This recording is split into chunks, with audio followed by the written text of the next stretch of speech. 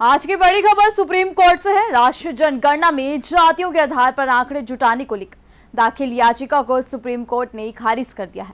Court ने साफ कर दिया कि यह पूरी तरह से सरकार का नीतिगत मसला है और अदालत इसमें हस्तक्षेप नहीं करेगी। सुप्रीम कोर्ट ने यह भी कहा कि यदि पिछड़ी जातियों और सामाजिक समूहों के आंकड़े उपलब्ध नहीं होंगे तो उनके लिए कल्याणकारी योजनाओं को लागू करना बेहद मुश्किल हो जाएगा। इस फैसले के बाद अब केंद्र सरकार और राज्य सरकारों के हाथ मजबूत हो गए, क्योंकि सही आंकड़ों के बिना योजनाओं की प्रभावशीलता पर सवाल उठ सकते हैं।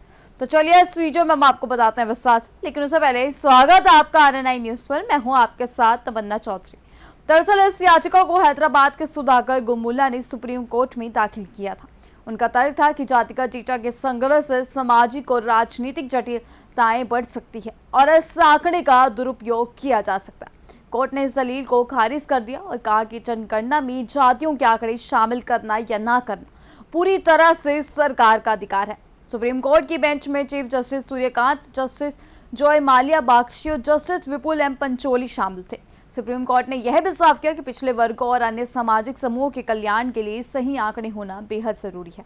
जनगणना की वह माध्यम है जिसके जरिए सरकार को देश भर के सामाजिक और आर्थिक वर्गों की सही जानकारी मिलती है। इस आंकड़े के बिना योजनाओं का निर्माण और लागू करना चुनौतीपूर्ण हो जाता है। यह याचिका हाल ही में शुरू हुई राष्ट्रीय जनगणना के दौरान जातिगत आंकड़े शामिल न करने की मांग पर आधारित थी।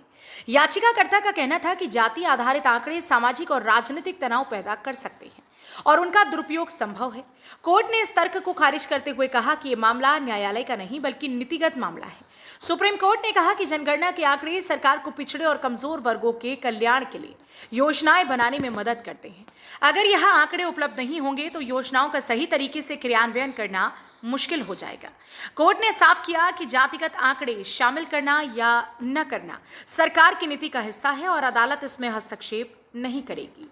विशेषज्ञों के अनुसार राष्ट्रीय जनगणना में जातिगत डेटा एक महत्वपूर्ण आधार है। इससे यह सुनिश्चित किया जा सकता है कि सामाजिक कल्याण और आर्थिक योजनाएं वास्तव में जरूरतमंद वर्गों तक पहुंच रही हैं या नहीं। बिना सही आंकड़ों की सरकारी योजनाओं की प्रभावशीलता पर सवाल खड़े हो सकते हैं। इसके अलावा यह आंकड़े विभिन्न सामाजिक और आर्थिक रिपोर्ट्स, नीति निर्माण और सरकारी कार्यक्रमों की निगरानी में भी अहम भूमिका निभाते हैं। सुप्रीम कोर्ट ने यही तर्क स्वीकार करते हुए कहा कि कल्याणकारी योजनाओं को लागू करते समय आंकड़े अत्यंत जरूरी हैं और यही कारण है कि सरकार को इस दिशा में स्वतंत्रता दी गई है। सुप्रीम कोर्ट के इस फैसले के बाद यह स्पष्ट हो गया है कि राष्ट्रीय जनगणना में जातिगत आंकड़े शामिल रहेंगे।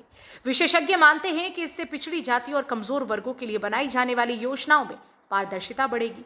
साथ ही इस फैसले से ये संदेश भी गया है कि न्यायालय नीतिगत मामलों में हस्तक्षेप नहीं करता। अब सरकार को यह सुनिश्चित करना होगा कि जनगणना से जुटाए गए आंकड़ों का सही और सुरक्षित उपयोग हो। इसके जरिए कल्याणकारी योजनाओं के प्रभाव और पहुंच की सही समीक्षा की जा सकेगी। सुप्रीम कोर्ट का यह फैसला न केवल जनगणना के महत्व को रेखांकित करता है, बल्कि यह भी साफ करता है कि पिछले वर्गों और कमजोर समूहों के कल्याण के लिए सही आंकड़े होना कितने जरूरी हैं। अब सरकार के पास यह जिम्मेदारी है कि इन आंकड़ों का सही इस्तेमाल कर योजनाओं को प्रभावी बनाया जाए। हम आपको इस खबर के अपडेट्स और विशेषज्ञों की राय से लगातार जोड़कर रखेंगे। तब तक के लिए जुड़े रहिए हमारे साथ RNI न्यूज पर।